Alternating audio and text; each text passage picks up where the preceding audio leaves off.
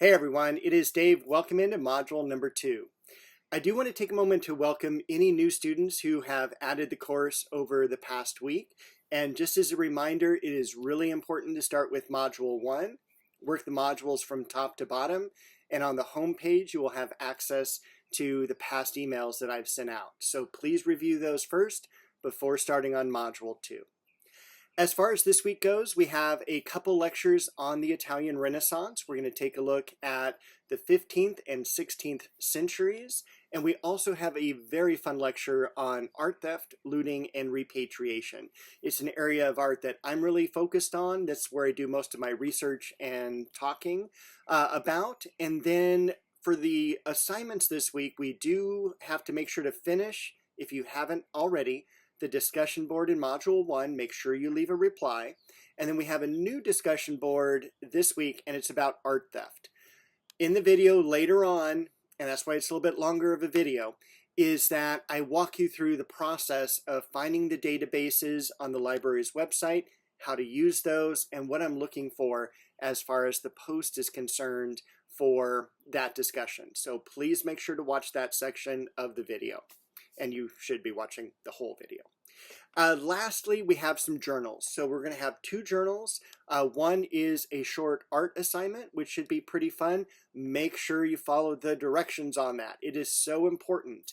And then the 4th one, journal 3 and 4, is going to be on the Last Supper. So you want to complete that after you've watched the lecture on Italy in the 16th century. Now, I know it's summer. It seems like a lot of work because this is an 8-week course. Just make sure that you do as much as possible. If you need to push some things later in the weeks, keep in mind weeks 1, 2, and 3, modules 1, 2, and 3, that has the material in it. Module 4, all you have to do is take the midterm and submit your journals. So you have some flexibility in module 4. So if you're running a little bit behind, that's okay. There is some flex time coming up in module 4. All right, let's head over to the Canvas site. I'll walk you through module 2. All right, hey everyone, here is the Canvas site. And I wanted to, again, kind of just showcase what's called the home page or syllabus page.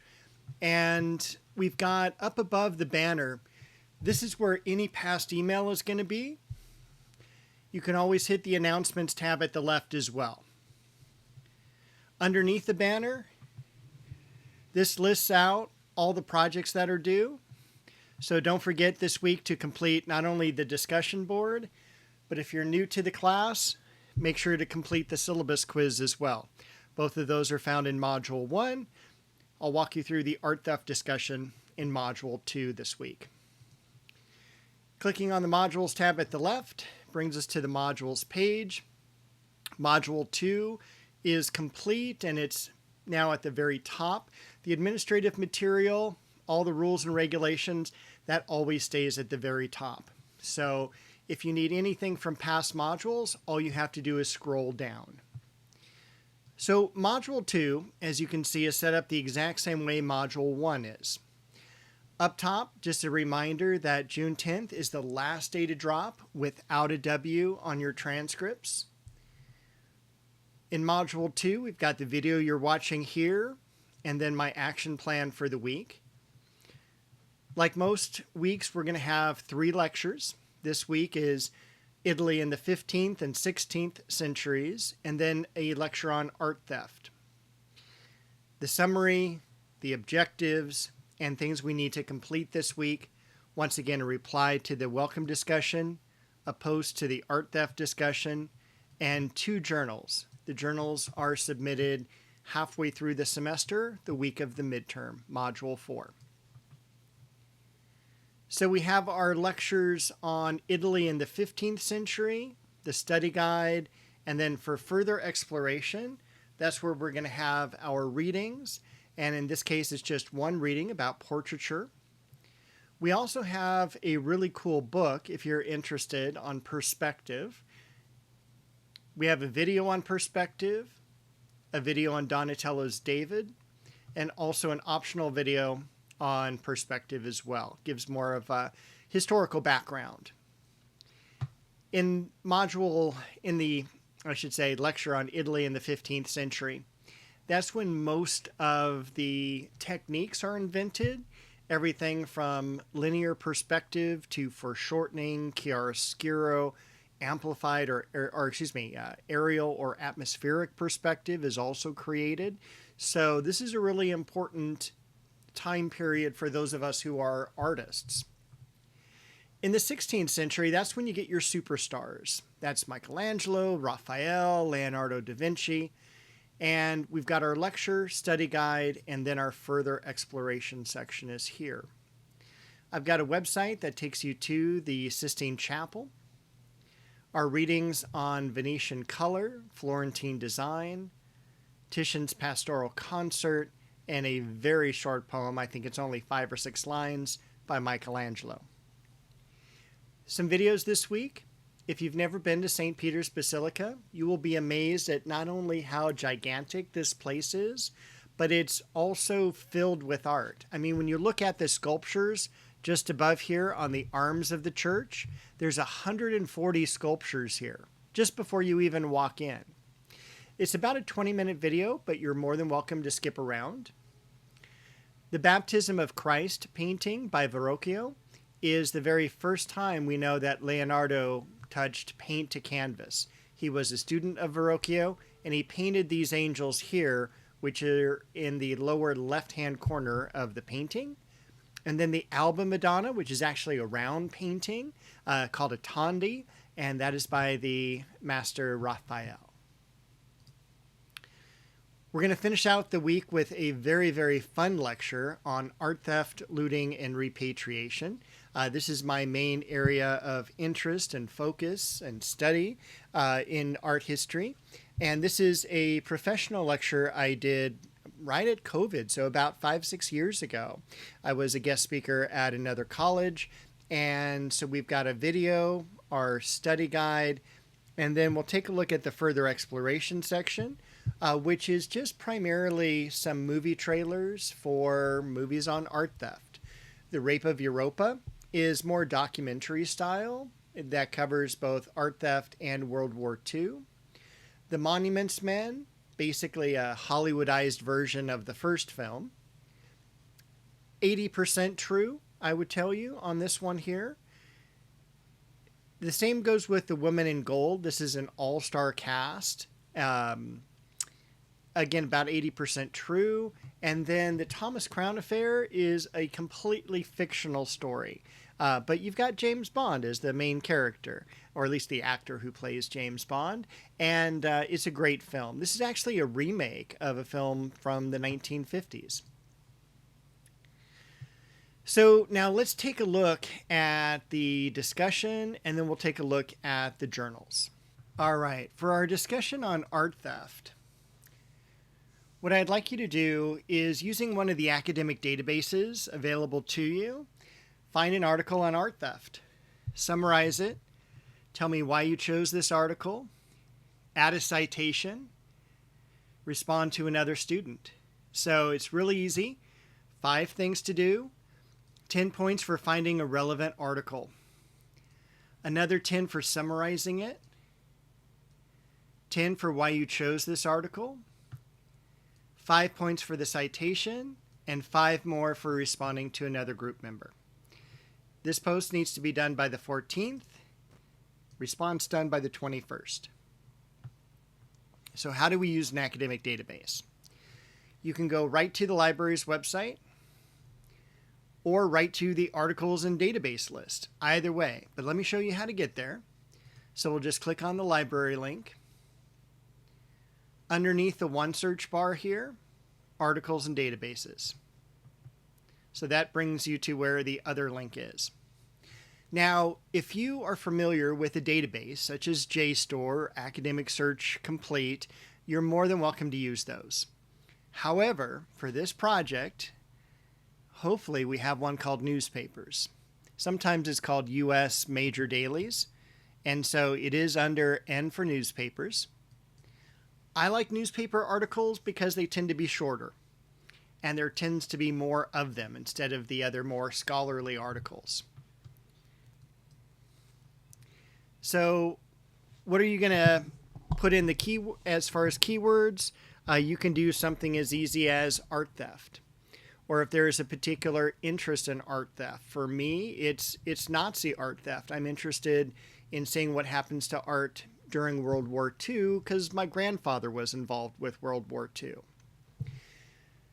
The only articles to stay away from would be like this one here.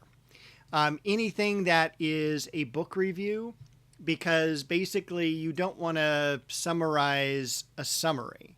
And they tend to be shorter articles. They tend to be more difficult to really kind of put together for this project. So what you're going to do is you're going to search for some really cool articles. You know, this one here, panel on Nazi art theft, fell short. Click on that. And if for any reason the article, after you kind of go through it and read it, doesn't appeal to you, there are thousands of other articles. So what will happen is after the full text you go through, and it's a pretty decent article. So you've got about 1,500 words. You want to make sure your article is at least 500 words, but less than 2,500 words. That's just too long. Now, this is a pretty lengthy article, but let's say we chose it. We're going to read through it. We're going to summarize it. Why did you choose this? And then we need a citation. Upper right-hand corner, the close quote button. Click on that. It'll bring up the citation, in this case, APA style. But you can also, if you ever need this for other classes, you can do Chicago, you can do MLA, you can do Turabian, whichever style they're requesting, they'll set it up for you. So it's a really wonderful tool. So again, copy and paste that. We'll go ahead and close these. And then that's all you have to do. Click the reply button. Do your summary. Do your why paragraph. Do your citation. Those are the three things I'm looking for. Again, an article that has to be somewhat related to art theft. And don't forget to come back and respond to another student. And there'll be a reminder next week about that. After that, we've got two journals. Journal number 3 has you drawing in linear perspective. So this is something we're going to learn about in the lecture on Italy in the 15th century, the 1400s. And linear perspective is basically how to turn two-dimensional forms into three-dimensional objects. It's a mathematical formula that allows you to create these really cool shapes. I've got literally step-by-step instructions on how to do it. This is a formula-based project, so please do not just draw shapes how you think they're supposed to look. This is a math formula. You need to begin with a horizon line. You need to have a vanishing point. You need to draw two-dimensional objects and then create the orthogonal lines, these diagonal lines that all merge to the single point right here in the middle called the vanishing point. I've also got a video here on how that works. So that's another way of, watching the process. You're going to be turning in 2 images for this project. Image 1 is your project in progress. Image 2, that's going to be your project as it is completed, and that's what I'm looking for. All right? And again, look at how nice and straight the lines are. Nice shading. It doesn't have to be this good of shading. But keep in mind for shading, always shade in 2 directions, east-west and north-south. That really does a great job, covers up any directional lines, things like that. Now, the next project, Journal 4, this is on The Last Supper by Da Vinci. So you've got, this is The Last Supper here. You're going to make sure to watch the lecture, Italy in the 16th century first, learn a lot about this painting, and then you're going to open up, you don't have to download it, you can just open it here, and look for 2 topics that kind of speak to you about this painting. This is what The Last Supper looks like today. This is what it would have looked like were we back in Italy in the 1500s. It was a totally different painting, but it really started to degrade as soon as it was completed, and I talk about that in the lecture. So you're going to choose 2 of the 8 topics. So we've got line, color, light, composition, perspective, and so on. You'll notice that each of them has 2 questions. You're going to answer those. So you're going to have a total of 4 questions answered, 2 topics, 2 questions each. The third optional question, do not answer that, okay? Just keep to the 2 questions under each of the topics. And you'll submit that double spaced, and that is really all you have to do for that project and for this week. So with that, I will look forward to seeing you shortly and talking about module number 3.